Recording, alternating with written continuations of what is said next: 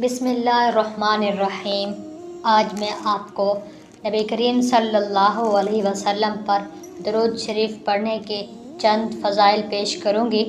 نبی کریم صلی اللہ علیہ وسلم پر درود پڑھنا وہ عمل ہے جو اللہ جل شانہ بھی کرتے ہیں اور اللہ کے فرشتے بھی کرتے ہیں۔ قرآن میں اللہ کا ارشاد ہے، ان اللہ و ملائکتہ یصلون علی النبی یا ایھا الذین آمنوا صلوا علیہ وسلموا تسلیما۔ اللہ فرماتے ہیں، بے شک اللہ بھی اور اس کے فرشتے بھی نبی کریم صلی اللہ علیہ وسلم پر درود بھیجتے ہیں۔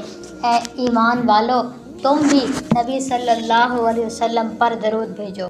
ایک حدیث مبارکہ میں آیا، آقا نے فرمایا، جو بندہ میرے اوپر ایک مرتبہ درود پڑھے گا، اللہ تعالیٰ اس کے اوپر 10 رحمتیں نازل فرمائیں گے، اس کے 10 گناہ معاف فرمائیں گے، اللہ اس کے 10 درجات بلند فرمائیں گے۔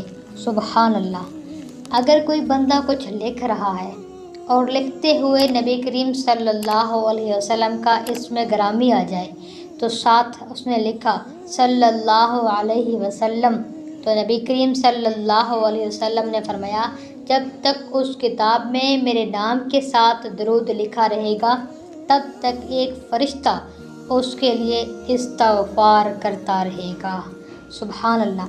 حضرت عبداللہ ابن مسعود رضی اللہ تعالیٰ عنہ فرماتے ہیں کہ نبی صلی اللہ علیہ وسلم نے فرمایا، اولی الناس بی یوم القیامہ اکثرہم علیہ الصلاۃ، جو بندہ مجھ پر سب سے زیادہ درود پڑھے گا قیامت کے دن میرے سب سے زیادہ قریب وہی بندہ ہوگا۔ الحمدللہ، اب ہم شروع کر رہے ہیں درود سیریز۔